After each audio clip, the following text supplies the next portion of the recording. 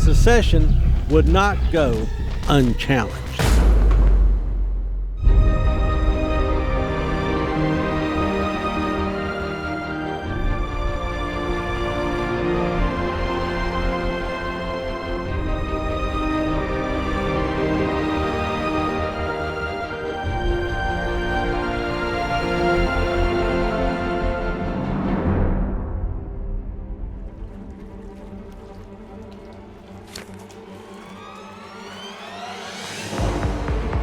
On April 12th, open hostilities between the United States and the insurgent Confederacy began.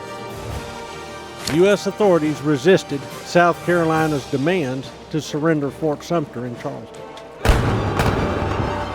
As a result, state forces opened fire, forcing the federal garrison to surrender. Lincoln declared a state of rebellion and called for additional troops from every state in the Union to suppress this uprising.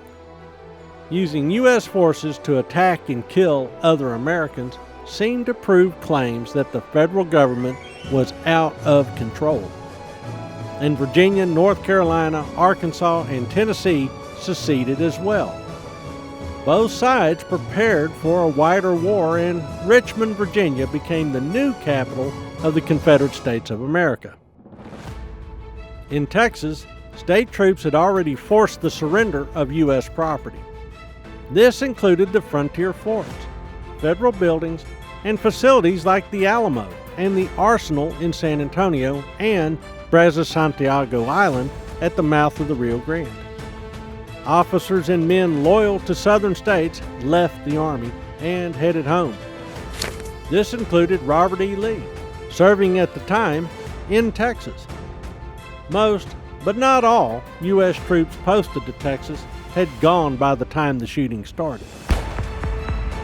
On May 9th, more than 300 U.S. soldiers still making their way to the coast surrendered 15 miles west of San Antonio and became prisoners of war.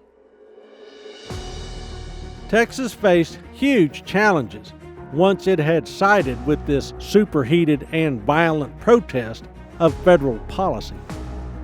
The defense of states' rights and the institution of slavery revealed just how daunting the way forward would be. The Rio Grande and western frontier were now the responsibility of authorities in Austin. The Texas coast and all the structures related to navigation and commerce had to be maintained, from channel markers to lighthouses. There was also an extensive border with the Indian Territory to defend.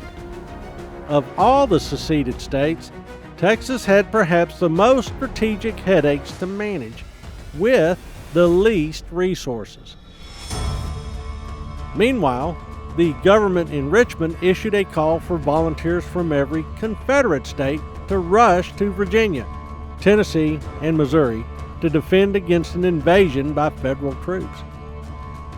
3 regiments of Texas infantry, the 1st, 4th, and 5th, headed to Virginia to form the nucleus of a brigade under command of General John Bell Hood. Similarly, the 8th Texas Cavalry under Benjamin Franklin Terry headed to Tennessee. They dubbed themselves Terry's Texas Rangers, although the name was more of an homage to the frontier mounted militia rather than real. After all, few of these men were veterans of any kind of combat or service. The 2nd Texas Mounted Rifles headed out to New Mexico Territory and took over the frontier forts along the way and seized more western territory for the Confederacy. The 3rd Texas Cavalry rode through Indian Territory to Missouri and joined a Confederate army gathering there. Others joined as well. By the end of 1861, some 25,000 Texans served in Confederate armies. Others served in key leadership roles. Albert Sidney Johnston, one-time Republic of Texas Secretary of War, led all Confederate forces west of the Appalachian Mountains. Former Texas Ranger Ben McCullough led an army in Arkansas. Senator Lewis T. Wigfall and Congressman John H. Reagan served in the Confederate government. The division of the United States appeared to be hardening. Events on the battlefield would determine if the split would remain.